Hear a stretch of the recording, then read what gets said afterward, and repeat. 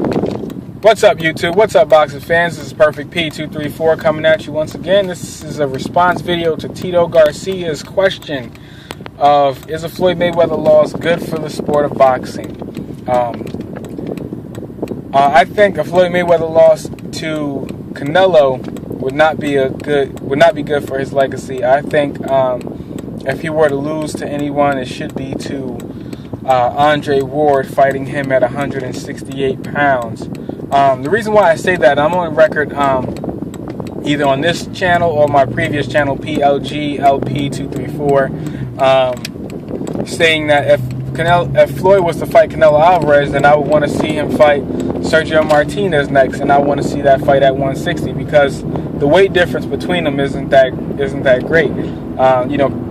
Sergio, 30 days out from the Chavez fight, weighed 174 pounds. Canelo on his fight night with Trout was 172, so it's not going to be a big difference in weight. And there could be another, if he fights Sergio at 60, he can get the middleweight title from Sergio. But then Sergio Martinez, 174 is not too far away from Andre Ward's 176 that he had when he fought against Chad Dawson. So, go ahead and go up for super middleweight glory. Of course, he'd be completely out of his element in those weight classes. He's out of his element at 54, but he's just so talented that he can do it. If he's gonna, lose, let it be in a situation where he's at a complete disadvantage, and it's like a Hail Mary shot, basically. So, but a loss to say Canelo Alvarez, forcing a rematch, a close decision, stuff like that.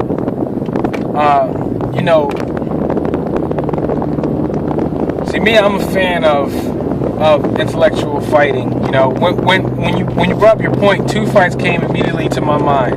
The first one was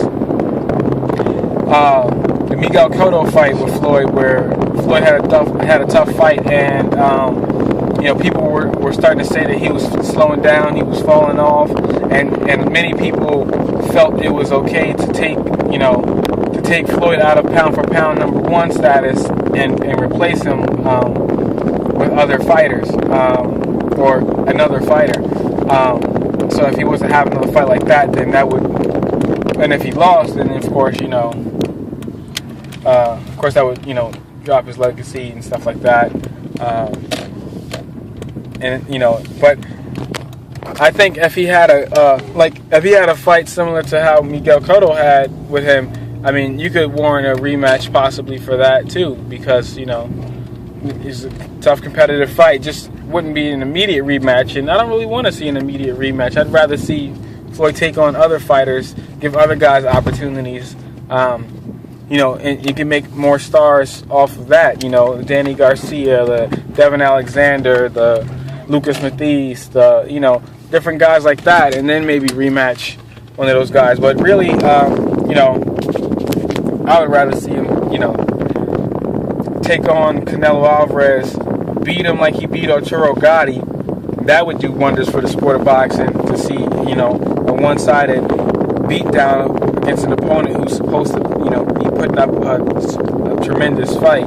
Also, see him fight, at 60 against Sergio Martinez, and win that fight, and then go on up and then fight Andre Ward. And I mean, I don't even know if we would call that a 50-50 fight, but it would be a fight that many wouldn't expect Floyd to win, because Andre Ward is skilled and he's naturally just bigger, just everything, but I think Floyd is skilled enough to actually make that fight competitive, and he could possibly win that fight. So that's more of a toss-up fight, and in that situation, a Floyd loss, especially at this age, and with his status, I mean, he wouldn't really need to do anything like that, but I think he could, grab these belts at 54 that he's going to take from Canelo if he wins, grab the belt at 160 from Sergio Martinez,